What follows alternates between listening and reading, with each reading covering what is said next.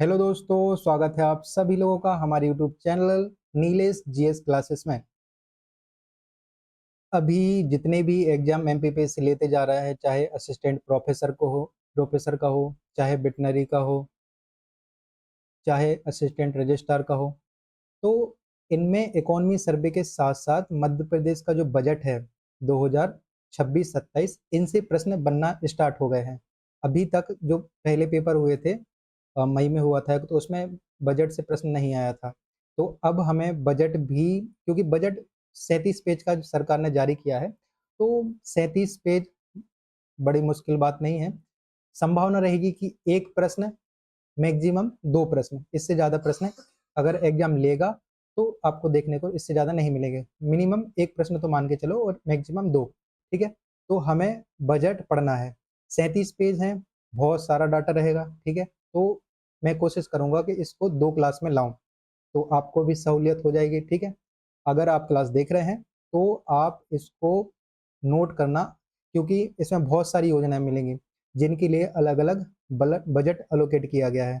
तो एक तो आपका मुख्य परीक्षा में प्रश्न बन सकता है कि भाई ये निश्चित योजना दे जाएंगे, वो फिर बोल देंगे कि 26-27 के लिए इस योजना के लिए कितना बजट अलोकेट हुआ है। ठीक है, तो एक तो ये प्रश्न बन सकता है। तो आपको अलग अलग जो योजनाएं मैं बताऊंगा, उनका बजट बताऊंगा, उनको आपको एक जगह लिख लेना है। ठीक है, स्टार्ट करते हैं। तो हम पढ़ने वाले हैं मध्य प्रदेश का बजट, मध्य प्रदेश का बजट 2026-27। ठीक है, 26-27।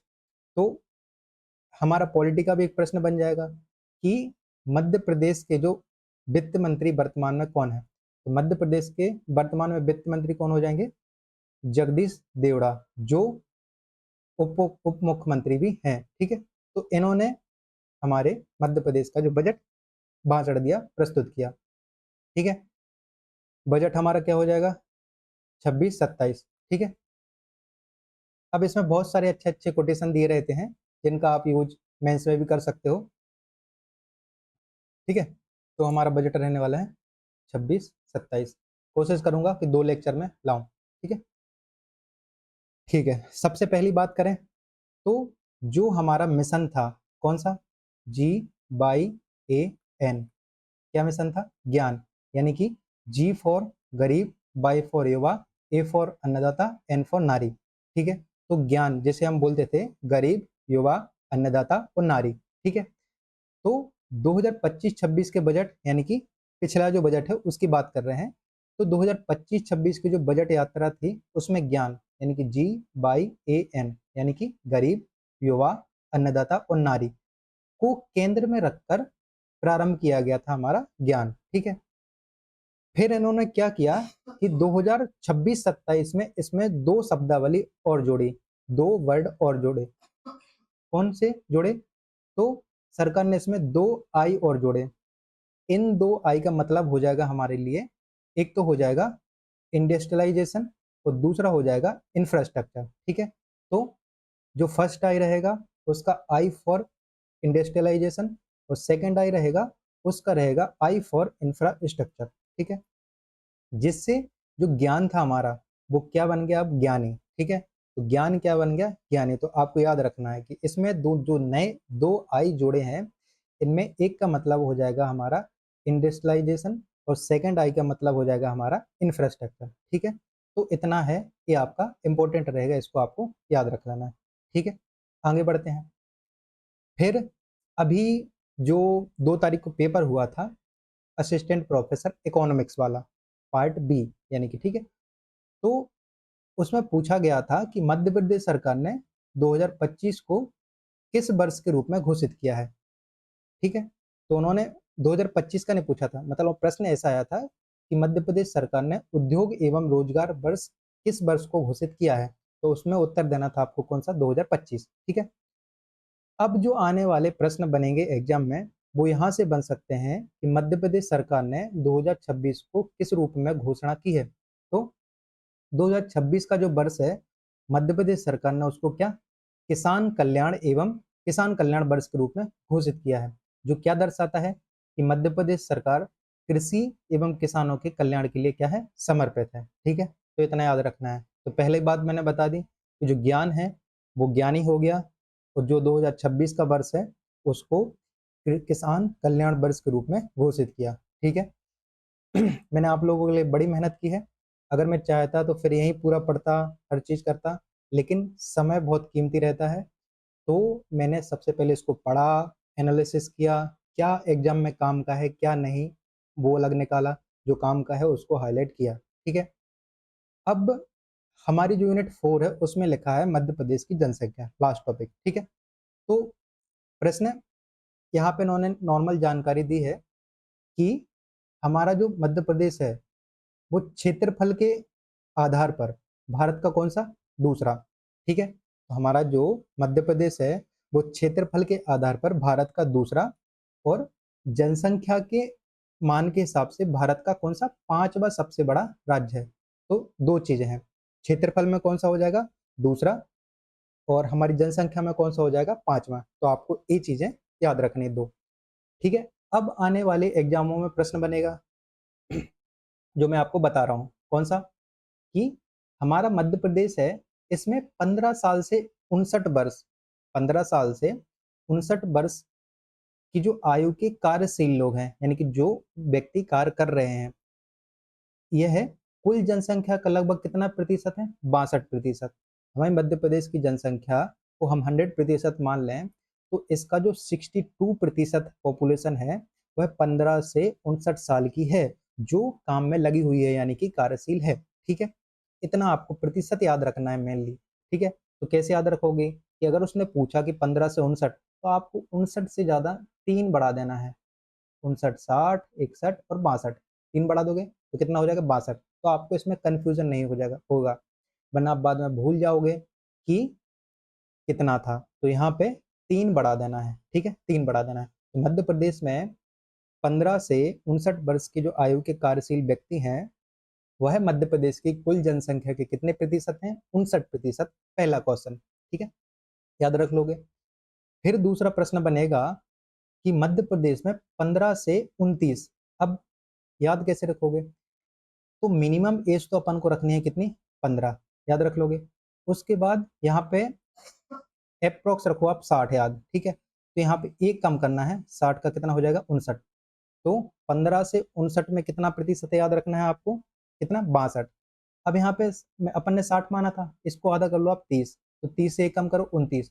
ठीक है। तो कितना, 15 से हो जाएगा 29, यानी कि 15 से 59 के बीच में कितना, कुल जनसंख्या का 62%।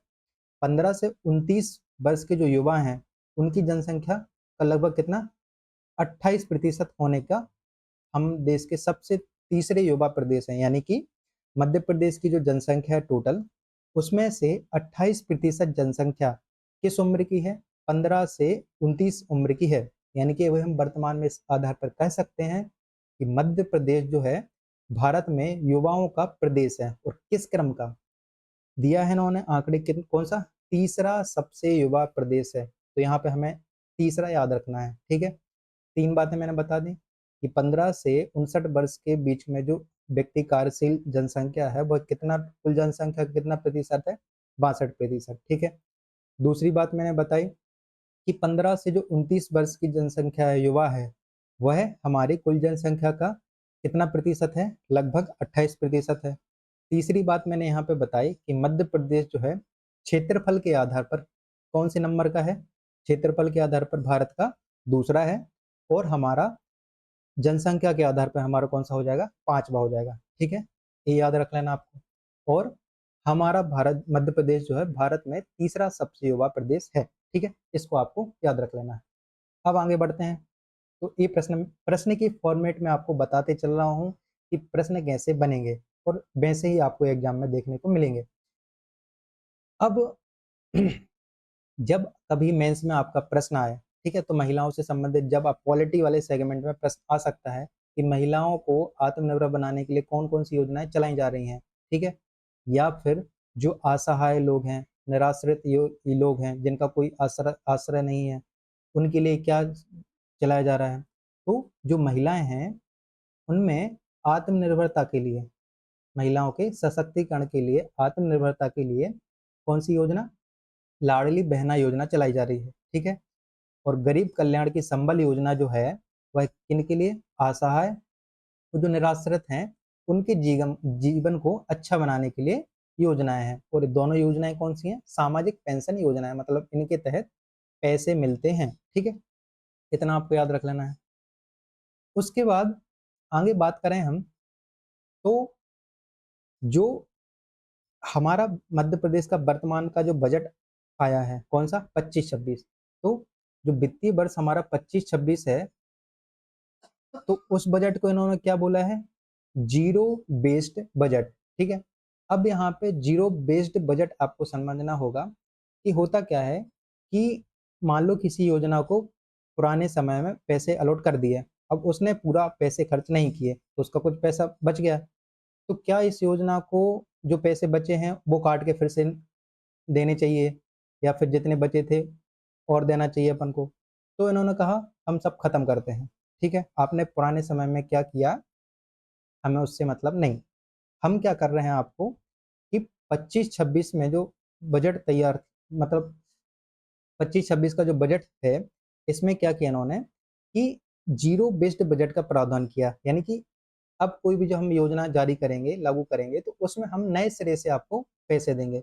तो जो 25-26 का बजट है में तैयार बजट जीरो बेस्ड बजट था, जिसमें समस्त योजनाओं के प्रावधानों को नए सिरे से परीक्षित किया गया था। तो आपको याद रखना 25-26 का बजट है, हम 26-27 का बजट पढ़ रहे हैं, लेकिन जो जीरो बेस्ड बजट है वो कब का है, 25-26 का है, ठीक है। इतना आपको याद रख लेना है।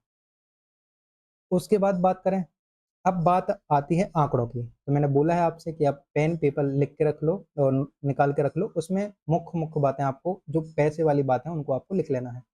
तो बात करें हम कि बजट जो 25-26 का बजट में औद्योगिक निवेश, यानी उद्योगों में निवेश को बढ़ावा देने के लिए, युवाओं के रोजगार के लिए, श्रम कल्याण से संबंधित जितने भी विगत वर्ष के दायित्व हैं, यानी कि जो भी हमारी रिस्पॉन्सिबिलिटी पिछले साल की बची हुई है, इसके लिए कितना, 3,500, यानी कि 3500 करोड़ का व्यय संभावित है, यानी कि इस साल हम लगभग 3500 करोड़ इसमें खर्च करेंगे, ठीक है। याद रख लो। अब आगे बात करते हैं, फिर एक चीज है रोलिंग बजट। क्या चीज है, रोलिंग बजट। तो रोलिंग बजट क्या है मैं आपको बता रहा हूँ। तो इस वर्ष यानी कि 2026-27, तो 2026-27 में एक और कड़ी कौन, रोलिंग बजट के रूप में जोड़ी है, ठीक है। रोलिंग बजट के रूप में जोड़ी है। तो रोलिंग बजट क्या है, बेसिकली आपका 3 साल का इन्होंने बजट बनाया है, मतलब एक साल का बनाया, फिर दूसरे साल के लिए अनुमान लगाया, फिर उसके अगले साल के लिए भी अनुमान लगाया कि इस समय इस वर्ष हम क्या क्या कर सकते हैं, ठीक है। तो प्रावधान क्या हुआ इस साल के लिए, रोलिंग बजट का प्रावधान आया, ठीक है। तो रोलिंग बजट के आधार पर वित्त वर्ष जो 26-27 है, इसके बजट के प्रस्तावों के साथ साथ, तो 26-27 हो गया एक साल, फिर 27-28 हो गया दूसरी साल, 28-29 हो गया 3 साल, तो 3 साल हैं, 25-26, 26-27, सॉरी 26-27, 27-28 और 28-29। तो इनके जो संबंधित प्रस्ताव हैं, प्रस्तावों की एक झलक सदन में अवगत कराने का नवाचार किया गया, यानी कि इनके लिए भी बताया कि हम क्या क्या करेंगे, इनके संबंध में भी प्रस्ताव लाया, ठीक है। तो 26-27 में रोलिंग बजट लाए, ठीक है। 26-27, 27-28, 28-29, ये 3 चीजों के लिए, ठीक है। अब जो रोलिंग बजट है कि यह प्रस्तुत करने वाला हमारा मध्य प्रदेश देश का किस क्रम का देश प्रदेश है, ठीक है। तो जो मध्य प्रदेश है वह रोलिंग बजट प्रस्तुत करने वाला देश में कौन सा है, प्रथम है, देश में प्रथम है, ठीक है। आगे बढ़ते हैं। अब मैं आपको बता रहा हूँ कि प्रश्न कौन सा आया था, ठीक है। प्रश्न आया था कि, पहले पढ़ के बता देता हूँ फिर प्रश्न बताता हूँ आपको, कि एक नवीन संकलन, यानी कि यहाँ पे एक नई चीज हुई है, कलेक्शन किया है सरकार ने, कि जो बहुआयामी गरीबी सूचकांक है, यानी कि मल्टी डायमेंशनल पॉवर्टी जो इंडेक्स है, इसके लिए MPI, multi dimensional poverty index कौन जारी करता है, कौन बनाता है, तो नीति आयोग बनाता है, ठीक है। भारत के लिए भी और मध्य प्रदेश के लिए भी।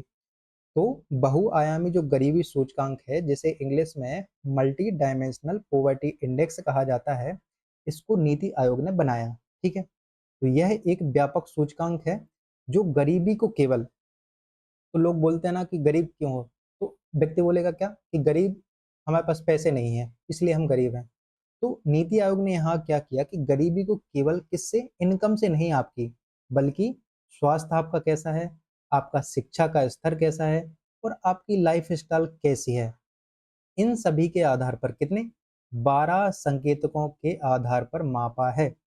याद रख लोगे कि मध्य प्रदेश का जो मल्टी डायमेंशनल पॉवर्टी इंडेक्स है, इसको सरकार ने केवल आय के आधार पर नहीं मापा है, बल्कि शिक्षा, स्वास्थ्य और जीवन स्तर के आधार पर कुल 12 संकेतकों के आधार पर मापा है। ठीक है, याद रख लोगे। तो प्रश्न यही पूछा था, प्रश्न यही पूछा था कि कितने संकेतकों के आधार पर मापता है, तो कितने, 12। तो ये संख्या 12, तो मैं आपको जब अभी इसकी वो वीडियो लाऊंगा तो इसमें आपको प्रश्न लगा दूंगा। ठीक है, तो यह जो एमपीआई है, तो सरकार ने पहली बार बहुआयामी गरीबी सूचकांक आधारित बजट प्रक्रिया को संस्थागत रूप दिया, यानी कि एक इंस्टीट्यूशनल रूप दिया नीति आयोग के द्वारा। ठीक है, इतना याद रख लोगे। आगे बढ़ते हैं। अब हम लोन लेते हैं, ठीक है, प्रदेश लोन लेता है, ठीक है। तो प्रदेश के ऋण प्रबंधन और राजकोषीय प्रबंधन को पारदर्शी, यानी कि हम कहाँ कहाँ से लोन ले रहे हैं उसको मैनेज करने के लिए, और जो हमारा फिस्कल मैनेजमेंट है, एक एक्ट आता है FRBM, ठीक है। तो फिस्कल मैनेजमेंट, FRBM, तो फिस्कल मैनेजमेंट, बजट मैनेजमेंट, ठीक है। तो ये हमारा एक्ट आता है, इसका मैं आर का भूल गया हूँ कि फॉर्म, फुल फॉर्म क्या था। तो प्रदेश का जो, प्रदेश में ऋण प्रबंधन और राजकोषीय प्रबंधन को पारदर्शी और प्रभावी बनाने के उद्देश्य से मध्यम अवधि ऋण प्रबंधन फ्रेमवर्क को अधिक सुदृढ़ किया गया, यानी कि एक समय के लिए हम ऋण भी देंगे, ठीक है, एक निश्चित समय के लिए, मिडिल समय के लिए भी जो ऋण मैनेज करना है, इसके लिए एक फ्रेमवर्क इन्होंने जारी किया। ठीक है, याद रख लोगे। आगे बढ़ते हैं अब, ठीक है। फिर है ए, इंडिया के कौन, उसमें है पर्सपेक्टिव में कि जो हमारा भारत देश है वह विश्व की चौथी सबसे बड़ी अर्थव्यवस्था वाला देश बन गया है। तो कितना याद रखना है, चौथी। ठीक है, फिर हमारी अर्थव्यवस्था, यानी कि भारत की जो अर्थव्यवस्था है, वर्ष 2026 में विश्व की सबसे तेजी से बढ़ने वाली अर्थव्यवस्था होगी। ठीक है, मानते हैं। अब प्रश्न कैसा बनेगा, ये याद रखो, ठीक है। तो ये इंडिया के पर्सपेक्टिव में है, इसलिए इंपॉर्टेंट है, याद रख लेना। प्रश्न सीधा बनेगा कि वित्त वर्ष 2025-26 के लिए भारत सरकार के इकोनॉमिक सर्वे के जो प्रथम अग्रिम अनुमान आए थे, उसके अनुसार भारत की जो जीडीपी की विकास दर है कितनी, 7.4% है।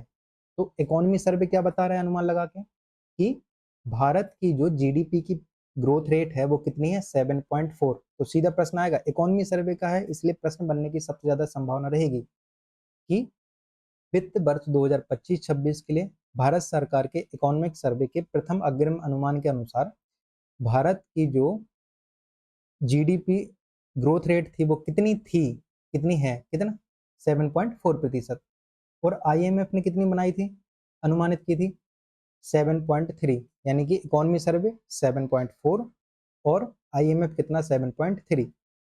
ठीक है, अब वैश्विक औसत का 3% से अधिक है, यानी कि दुनिया के जितने भी देश हैं उन सभी की जो इकोनॉमी की ग्रोथ रेट है, जीडीपी की ग्रोथ रेट है, वो कितनी है, 3% है। और हमारा इस 3% से दुगना है, यानी कि 7.4 इकोनॉमी सर्वे के अनुसार, 7.3 आईएमएफ के अनुसार, इतना है। ठीक है, तो इतना आपको याद रख लेना है। ठीक है, आगे बढ़े। फिर है मध्य प्रदेश, जैसे भारत ने 2047 तक विकसित करने का संकल्प लिया, उसी के अनुरूप मध्य प्रदेश ने भी 2047 तक विकसित करने का संकल्प लिया। तो इसके लिए मध्य प्रदेश ने भी एक डॉक्यूमेंट जारी किया था, मध्य प्रदेश @2047 डॉक्यूमेंट, ठीक है, विजन। तो मध्य प्रदेश ने भी लक्ष्य रखे थे कुछ, वो रखे थे आपके कि 2047 तक राज्य के जीडीपी को बढ़ाना, कितना करना है, 2 ट्रिलियन करना है। ठीक है, तो कितना, 2 ट्रिलियन। तो यहाँ से याद रख लो कि 47 में कितना करना है, 2t, तो 7 से t याद रख लेना आप ऐसे, तो 2t, तो 2t याद रख लो, तो 2 से 2 तो हमारा हो जाएगा और t से हो जाएगा आपका ट्रिलियन, और इसमें रहेगा यूएसडी यानी कि डॉलर में रहेगा। तो प्रश्न सीधा बनेगा कि मध्य प्रदेश की जो जीडीपी है इसको 2047 तक बढ़ाकर कितना करना है, कितना करना है, 2 ट्रिलियन डॉलर, 2 ट्रिलियन डॉलर। ये तो हो गई, हमने अमेरिका के उसमें बात कर ली, ठीक है, कॉन्टेक्ट में। अब बात करते हैं हम इंडियन रुपीज में, डॉलर के रूप में बात कर ली, अब बात करते हैं हम इंडियन रुपीज के रूप में, ठीक है। तो इस 2 ट्रिलियन डॉलर का मतलब है आपकी 250 लाख करोड़, कितनी, 250 लाख करोड़। तो दोनों प्रश्न बन सकते हैं, या तो वो ऑप्शन में देगा 2 ट्रिलियन डॉलर, या पैसों के रूप में देखा कि 250 लाख करोड़ पहुंचाना है। ये तो चीज हो गई हमारी एक चीज। तो हमने जीडीपी की बात कर ली कि मध्य प्रदेश की जीडीपी 2047 तक हमको 2 ट्रिलियन डॉलर अर्थात 250 लाख करोड़ पहुंचाना है। दूसरी बात, प्रति व्यक्ति आय, पर कैपिटा इनकम, ठीक है। तो पर कैपिटा इनकम जो आपकी साल भर की रहेगी उसको कितना करना है, 22,35,000 लक्ष्य को प्राप्त करना है। यानी कि एक व्यक्ति साल भर में कितने, 22,35,000 रुपए कमाएगा। इसको हमें, ये हमने लक्ष्य रखा है कि हमको 2047 तक अचीव करना है, ठीक है। इतने याद रख लोगे तो ये चीजें मैंने आपको बता दी, ठीक है। ठीक है, तो आगे बढ़ते हैं। फिर है कि जो पिछला बजट आया था, तो जो पिछला बजट आया था उसमें कुछ घोषणाएं हुई थी, इनके आधार पर हमने कुछ नए कार्य जो है प्रारंभ किए, ठीक है। उनमें एक काम है, जिला विकास सलाहकार समिति का गठन किया गया, ठीक है। जिला विकास सलाहकार समिति का गठन किया गया। इस समिति के माध्यम से जो जिला है उसकी क्या क्या प्राथमिकताएं हैं, उनके अनुसार विकास की जो योजनाएं हैं उनको तैयार हो रही हैं, ठीक है। इतना आपको नॉर्मल है, समझ लो। इसके बाद नोट करना, क्या नोट करोगे कि मुख्यमंत्री मजरा टोला सड़क योजना, यानी कि जो हमारे टोला रहती हैं वो एक कोई क्षेत्र हो जाता है गांव में अलग से, उसको टोला बोल जाते हैं, मजरा भी बोलते होंगे कई जगह, ठीक है।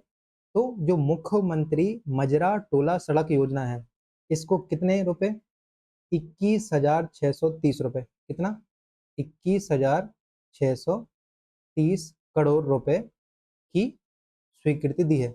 इसको आपको याद रखना है कि मुख्यमंत्री मजरा टोला सड़क योजना के लिए 21,630 करोड़ की स्वीकृति दी है, इसको आप याद रख लेना है।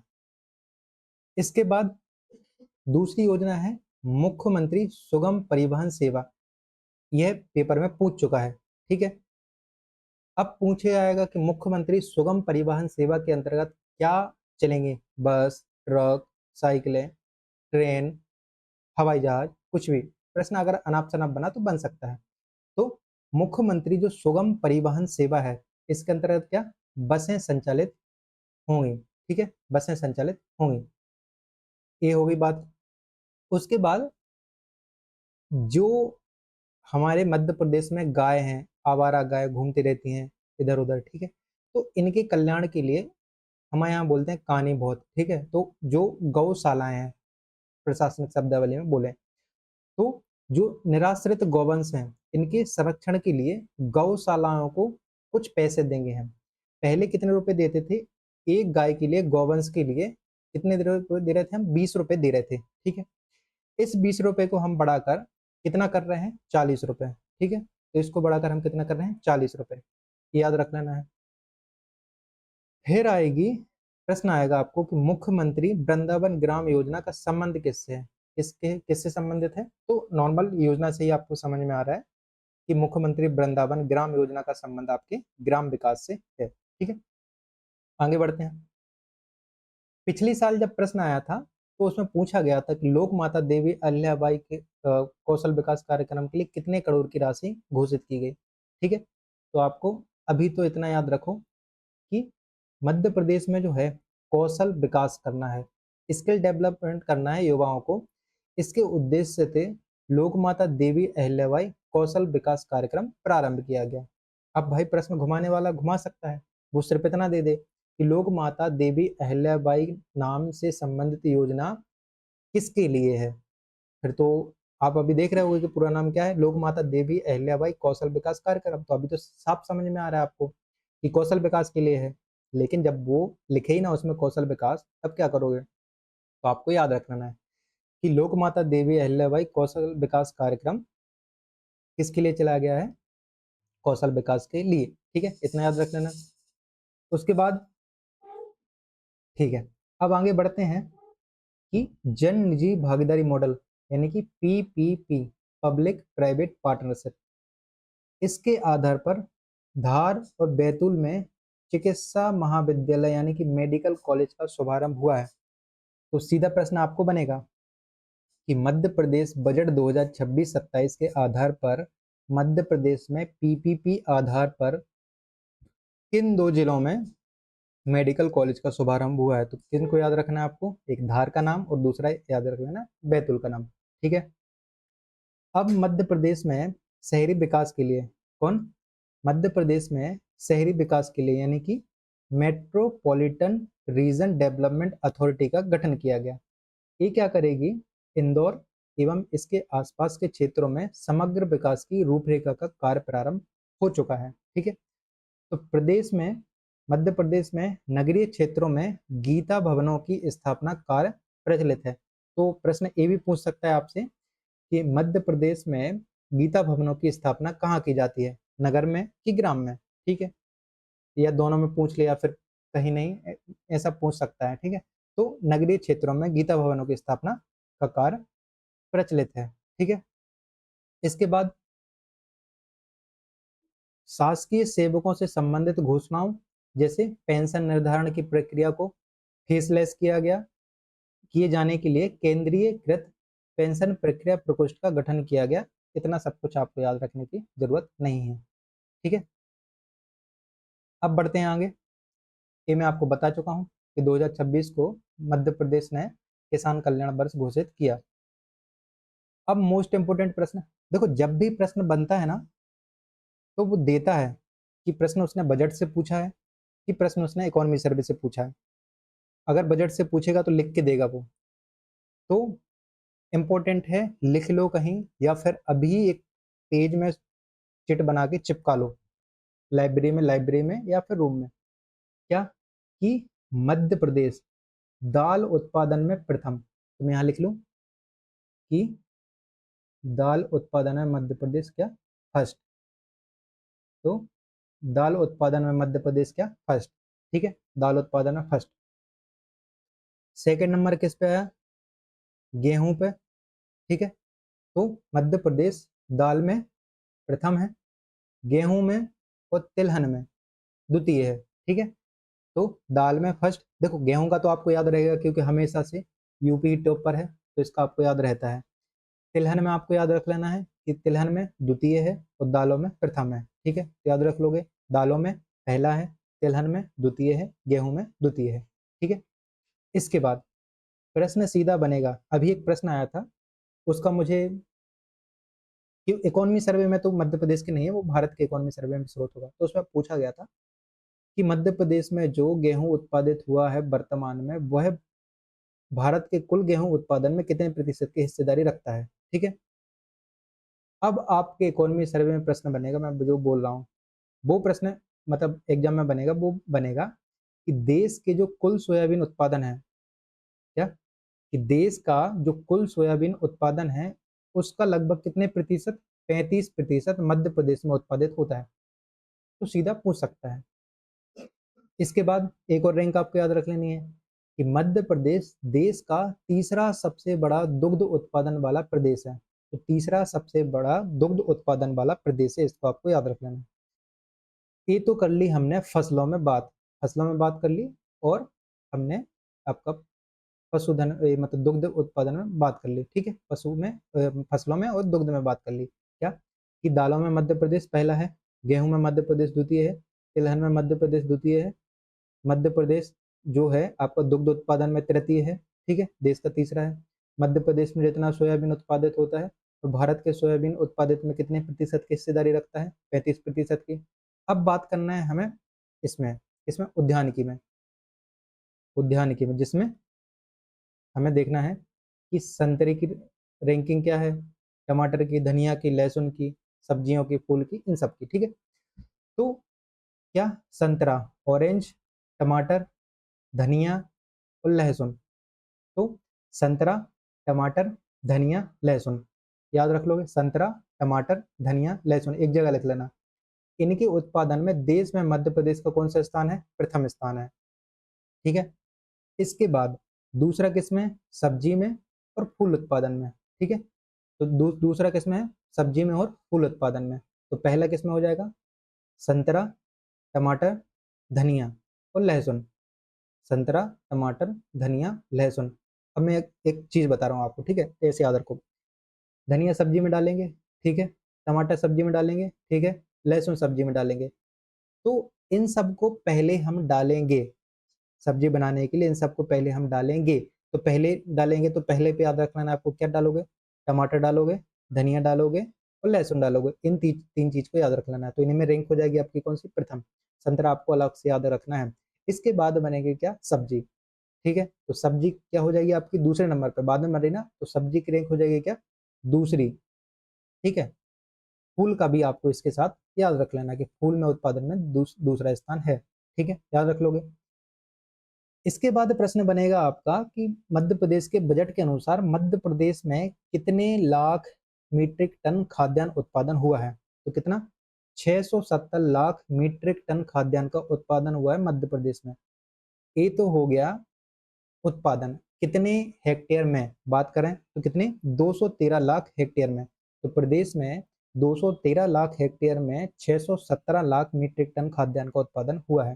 ठीक है, अब जब आप मेंस में लिखोगे तो उसमें खाद्य सुरक्षा वितरण प्रणाली भंडारण लिखा है। ठीक है, भंडारण लिखा है, तो वहां पे आप इसको यूज कर सकते हो कि मध्य प्रदेश में खाद्यान्न की जो कुल भंडारण क्षमता है वो कितनी है, 431 लाख 24,000 मीट्रिक टन है, जो देश में सर्वाधिक है, देश में सर्वाधिक है। ठीक है, तो कितनी, मध्य प्रदेश में जो खाद्यान्न की कुल भंडारण क्षमता है वह 431 लाख 24,000 मीट्रिक टन है, जो देश में क्या है, सर्वाधिक है। ठीक है, इतना आपको याद रखना है।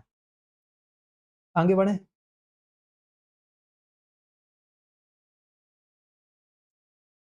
ठीक है, फिर बात करते हैं हम किसानों के लिए।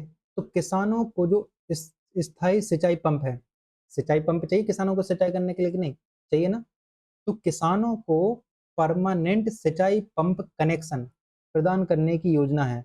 इसके अंतर्गत 1,25,000 ट्रांसफार्मर स्थापित किए गए। नहीं है इतना इंपॉर्टेंट, मैं बोल रहा हूँ, लेकिन रीड करना हमारी जिम्मेदारी है, दिमाग में हल्का फुल्का याद रखना हमारी जिम्मेदारी है। ठीक है, तो किसानों को स्थायी सिंचाई पंप कनेक्शन की जो योजना है, इसके अंतर्गत 1,25,000 ट्रांसफार्मर स्थापित किए गए, जिससे कि इनको बिजली मिलती रहे। सिंचाई के लिए जो ऊर्जा लगेगी, ठीक है, बिजली तो चाहिए, इसकी निर्बाध आपूर्ति यानी कि लगातार आपूर्ति बनी रहे इसके लिए, तो इसको सुदृढ़ करने के लिए प्रधानमंत्री कृषक सूर्य मित्र योजना, तो कितनी, कौन सी योजना, प्रधानमंत्री कृषक सूर्य मित्र योजना, इसके अंतर्गत 26-27 में 3,000 करोड़ की लागत के 1 लाख सोलर सिंचाई पंप किसानों को उपलब्ध कराएगा। ठीक है, ये याद रखना है आपको, पूछ सकता है कि प्रधानमंत्री कृषक सूर्य मित्र योजना की स्थिति क्या है, तो को बताना है कि 26-27 में 3,000 करोड़ की लागत से 1 लाख सोलर सिंचाई पंप जो है किसानों को उपलब्ध कराएगा। इसको आपको याद रखना है। ठीक है, अब एक बात होती है कि जो हमारी प्रधानमंत्री किसान सम्मान निधि योजना है, ठीक है,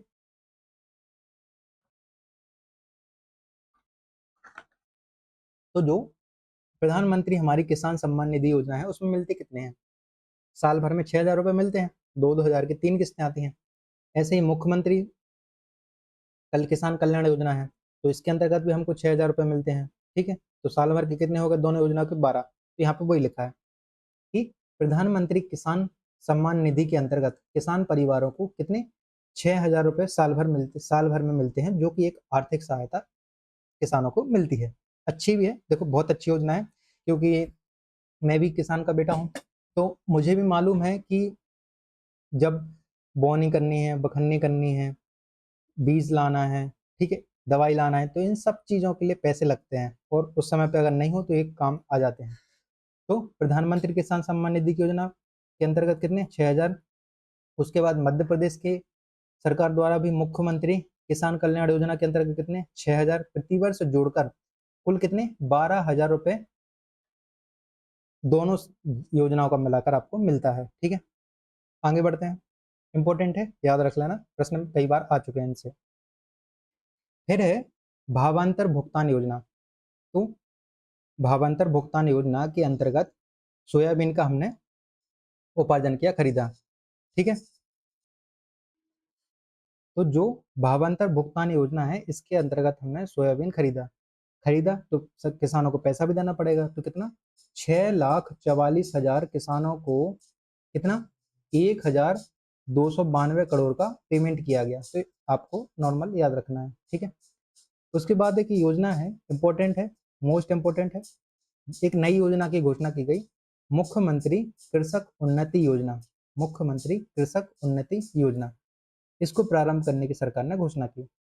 इसके अंतर्गत किसानों को क्या पारिस्थितिकी संतुलन हेतु सहायक फसलें लेने पर राज्य सरकार द्वारा विशेष प्रोत्साहन राशि देने का प्रावधान है। ठीक है, इस योजना के अंतर्गत 6,69,000 किसानों को 337 करोड़ की प्रोत्साहन राशि दी जाएगी। तो इसको आपको याद रख लेना है। ठीक है, अब आगे बात करें, मध्य प्रदेश भी जैविक खेती करता है, यानी कि बिना जो रासायनिक उर्वरक हैं इनका उपयोग किए बिना। ठीक है, तो मध्य प्रदेश देश का सर्वाधिक प्रमाणिक जैविक खेती वाला क्षेत्र है। ठीक है, एपीडा जो इसके लिए संस्था रहती है, एक्सपोर्ट का भी काम करती है एग्रीकल्चर प्रोडक्ट के लिए। तो एपीडा संस्था द्वारा 10 लाख कितने 10,13,000 हेक्टेयर तथा वनोपज संग्रहण सहित कुल कितने 21,42,000 हेक्टेयर जैविक प्रमाणीकृत क्षेत्र पंजीकृत हैं। तो इसको आपको याद रखना है, अगर जैविक खेती का प्रश्न आता है तो आपको इसमें याद लिखना है। ठीक है, उसके बाद natural mission for natural farming के अंतर्गत 1,89,000 किसानों द्वारा 75,650 हेक्टेयर में प्राकृतिक खेती का लक्ष्य है। तो जब प्राकृतिक खेती का प्रश्न आए तो आपको इसको याद रख लेना है। ठीक है, कि 75,650 हेक्टेयर में प्राकृतिक खेती का लक्ष्य रखा है। ठीक है, ठीक है, आगे बात करें, फिर एक कुछ तकनीक की बात करते हैं एग्रीकल्चर सेक्टर में। तो किसानों की सुविधा के लिए हमने कौन उन्नत सूचना प्रौद्योगिकी के उपयोग को बढ़ावा दिया। उद्देश्य से एग्री यानी कि कौन एग्री जीआईएस। ठीक है, agri GIS, MP Kisan mobile app और एग्री स्टैक का उपयोग किया जा रहा है। तो इसको रीड कर लो, सामान्य बात है। उसके बाद भारत सरकार के फसल बीमा पोर्टल का भू अभिलेख पोर्टल के साथ इंटीग्रेशन किया गया, रीड कर लेना। किसानों को जो उर्वरक चाहिए रहता है यानी कि खाद, इनकी होम डिलीवरी का पायलट ई विकास पोर्टल के माध्यम से सफलतापूर्वक 3 जिलों में संपन्न हो चुका है।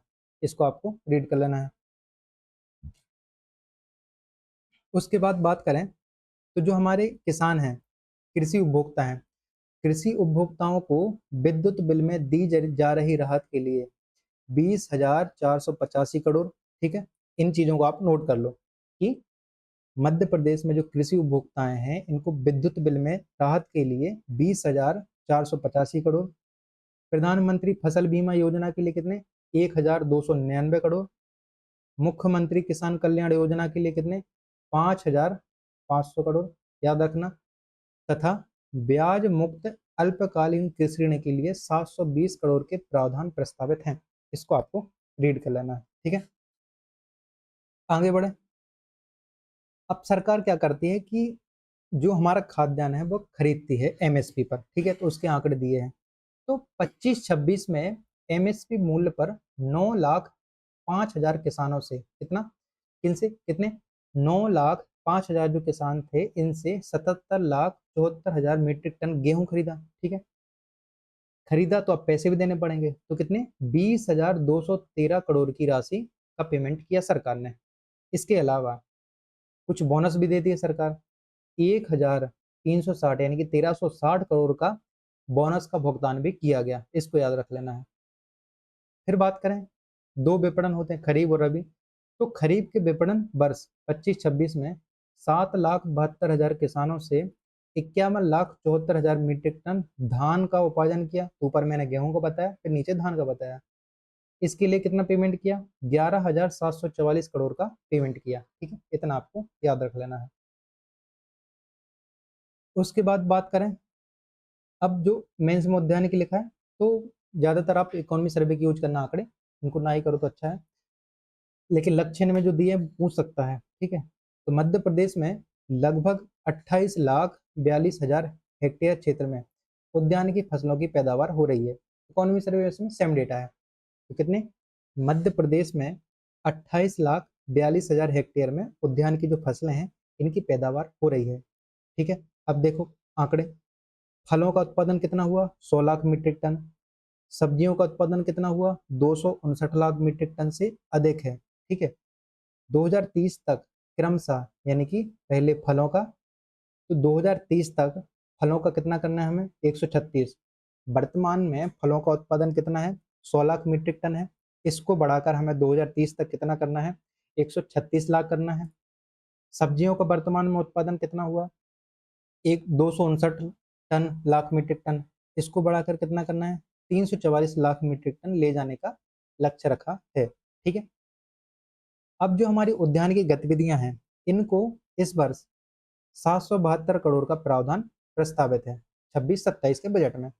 उसके बाद प्रधानमंत्री सूक्ष्म खाद्य उद्यम उन्नयन योजना के लिए कितने? 200 करोड़। तो इन योजनाओं का आपको जो है पैसा याद रख लेना है। ठीक है, उसके बाद राष्ट्रीय उद्यान की योजना के लिए 152 करोड़, एक पेज पर अलग से लिख लेना, 152 करोड़ सम्मिलित किए गए हैं। ठीक है, उसके बाद बात करें तो मध्य प्रदेश में दुग्ध उत्पादकों के हित में मुख्यमंत्री पशुपालन विकास योजना चलाई जा रही है, आपको याद रख लेना है। इसके अंतर्गत मध्य प्रदेश का जो स्टेट कोऑपरेटिव डेयरी फेडरेशन यानी कि मध्य प्रदेश का जो सहकारी उत्पाद दुग्ध संघ है वह है, और इससे संबंधित दुग्ध संघों के संचालन प्रबंधन के लिए राष्ट्रीय डेयरी विकास बोर्ड के साथ एमओयू हुआ है, एक अनुबंध हुआ है। अनुबंध से क्या होगा कि जो दुग्ध सहकारी समितियां हैं इनकी संख्या बढ़ेगी, तो जो दुग्ध संकलन में क्या हुई है? वृद्धि हुई है। इंपॉर्टेंट प्रश्न याद रखना, इकोनॉमी सर्वे में भी दिया है, यहाँ पे भी दिया है कि प्रदेश में वर्तमान में कितनी प्रति व्यक्ति दुग्ध उपलब्धता कितनी है? 707 ग्राम है। मध्य प्रदेश में प्रति व्यक्ति दुग्ध उपलब्धता कितनी है? 707 ग्राम है। और वो भी कब? प्रतिदिन, हर दिन के लिए 707 ग्राम, जो राष्ट्रीय औसत 485 ग्राम से लगभग 46% अधिक है। तो मध्य प्रदेश में कितनी है? 707 ग्राम है। एक व्यक्ति के लिए एक दिन में 707 ग्राम दुग्ध उपलब्ध होता है। राष्ट्रीय मतलब पूरे भारत के लेवल पे बात करें तो एक औसत निकाला जो कितना कि पूरे भारत में 485 ग्राम प्रतिदिन उपलब्ध होता है। तो राष्ट्रीय औसत से हमारा मध्य प्रदेश का कितना अधिक है? तो कितना? 46% अधिक है। इसको आपको याद रखना है। हमारा लक्ष्य क्या है? मध्य प्रदेश को देश की मिल्क कैपिटल बनाना, यानी कि दुग्ध राजधानी बनाना। दुग्ध उत्पादन से संबंधित मध्य प्रदेश में डॉक्टर भीमराव अंबेडकर कामधेनु योजना चलाई गई, जिसके अंतर्गत डेयरी की स्थापना होगी। डेयरी की स्थापना करने के लिए जो भी व्यक्ति है उनको क्या अनुदान दिया जाएगा। ठीक है, इतना आपको याद रख लेना है। उसके बाद मध्य प्रदेश में संचालित लगभग कितनी 3,000 जो गौशालाएं हैं इनमें 4,75,000 गौवंश का पालन हो रहा है। ठीक है, नॉर्मल है। पशुपालन गतिविधियों के लिए कितना? 2,364 करोड़ का प्रावधान किया गया, याद रखना होगा आपको। उसके बाद गौ संवर्धन और पशुओं का संवर्धन के लिए कितना? 620 करोड़ 50 लाख का किया जा रहा है, प्रस्तावित है। मुख्यमंत्री पशुपालन विकास योजना के लिए कितना? 250 करोड़ का प्रावधान है। तो मैं बोल रहा हूँ कि मैं इसमें कुछ नहीं कर सकता, समझाने लायक कुछ है नहीं। आपको तो एक पेपर अलग से लेना है, उसमें आपको योजना और राशि आपको उसमें लिख लेनी है। उसके बाद 25-26 में दिसंबर 2025 तक 25-26 में दिसंबर 2025 तक 3 लाख मीट्रिक टन से अधिक मत्स्य उत्पादन किया गया और 218 करोड़ स्टैंडर्ड फ्राई बीज का उत्पादन किया गया। तो इसको आपको याद रखना है। इसके बाद बात करें तो जो मत्स्य पालन की गतिविधियां हैं इनके लिए कितना? 412 करोड़ 89 लाख का प्रावधान प्रस्तावित है। प्रधानमंत्री मत्स्य संपदा योजना के लिए कितना, 181 करोड़। तो जो मुख्यमंत्री मछुआ समृद्धि योजना है इसके लिए कितना, 150 करोड़ का प्रावधान सम्मिलित है। ठीक है, याद रख लोगे। क्लास थोड़ी देर में समाप्त कर दूंगा, ये वाला जो पोर्शन है वो समाप्त हो जाए। उसके बाद बात करें कि मध्य प्रदेश में कितनी, 4536 प्राथमिक कृषि सहकारी समितियां हैं। इनके माध्यम से किसानों को 0% ब्याज पर फसल ऋण उपलब्ध हो रहा है। ठीक है, 2026-27 के लिए 25,000 करोड़ का कृषि ऋण इन समितियों के माध्यम से वितरित किए जाने का लक्ष्य है। यानी कि लोन मिलेगा आपको जो प्राथमिक कृषि सहकारी समिति यानी कि सोसाइटी रहती है इनके माध्यम से। ठीक है, किसानों को इलेक्ट्रॉनिक सेवाएं प्रदान करने के लिए 4,000 से अधिक सामान्य सुविधा केंद्र शुरू किए गए हैं। ठीक है, इसको आपको याद रखना है। उसके बाद बात करें तो मध्य प्रदेश में वर्तमान में कितने, 70 लाख किसान क्रेडिट कार्ड धारक हैं। यानी कि कितने, 70 लाख मध्य प्रदेश में वर्तमान में केसीसी धारक हैं, जिनमें 41 लाख किसानों को इन समितियों के माध्यम से 19,764 करोड़ का जो कम समय के लिए लोन है वो कितने, 0% ब्याज दर पर मिला। ठीक है, उसके बाद सहकारी बैंकों के माध्यम से कृषकों को अल्पकालीन ऋण पर ब्याज अनुदान योजना है, इसके लिए कितना, 720 करोड़ का प्रावधान किया गया। इसमें समझने लायक कुछ है नहीं, आंकड़े हैं तो वो आपको याद रखने हैं।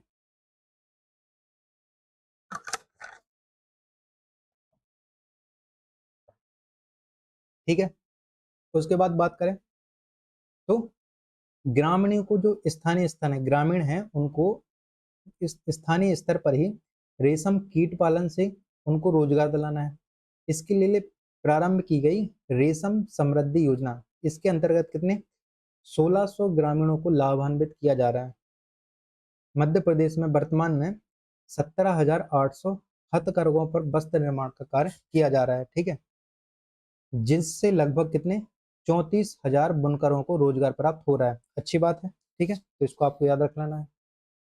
उसके बाद कुटीर एवं जो ग्राम उद्योग है इसके लिए 2026-27 में 145 करोड़ का प्रावधान है। ठीक है, आगे बात करें तो कृषि एवं संबद्ध क्षेत्रों के लिए तो टोटल कितना, कृषि एवं इससे जो भी अलाइड सेक्टर हैं इनके लिए 88,910 करोड़ का प्रावधान प्रस्तावित है। गैर बजटीय स्रोतों को सम्मिलित करते हुए 26-27 में किसानों के लिए 1,15,000 करोड़ के वित्तीय संसाधन उपलब्ध होंगे। ठीक है, इसको आपको याद रख लेना है। फिर है गरीब कल्याण, आगे बात करेंगे। इस क्लास को यहीं पे एंड करते हैं। ठीक है, देखो मानता हूँ क्लास बहुत डिफिकल्ट है क्योंकि पूरे आंकड़ों का खेल है, लेकिन प्रश्न अगर बनाने हैं आपको तो पढ़ना तो पड़ेगा। बार बार देखो, याद मत करो अच्छे से, बार बार देखो। आप लगभग अप्रोक्स में भी अगर याद रखते हो तो भी आपका काम बन जाएगा। ठीक है, बाकी आगे भी क्लास लाऊंगा, बजट पूरा करा दूंगा। लगभग 2-3 क्लास तो लगेंगी मेरे को। ठीक है, इतनी 3 क्लास तो लगेंगे कि प्रश्न बनेंगे एग्जाम में। ठीक है, तो आप लोगों को क्लास अच्छी लगी हो तो अपने दोस्तों तक शेयर कर दीजिए। तो जो भी क्लास को देख रहा हो एक बार मुझे कमेंट करके ज़रूर बताइएगा, ठीक पढ़ा रहे हो आप सर, कंटेंट आपका ठीक है, मेहनत भी आप कर रहे हो, इसी तरह आप लगे रहिए। ठीक है, बाकी मिलते हैं हम अगले क्लास में। टेलीग्राम चैनल यूट्यूब की डिस्क्रिप्शन में दिया है, वहाँ पे ज्वाइन हो जाइए। इसकी पीडीएफ मैं आपको टेलीग्राम पर प्रोवाइड करा दूंगा। ठीक है, मिलते हैं नेक्स्ट क्लास में। Thank you.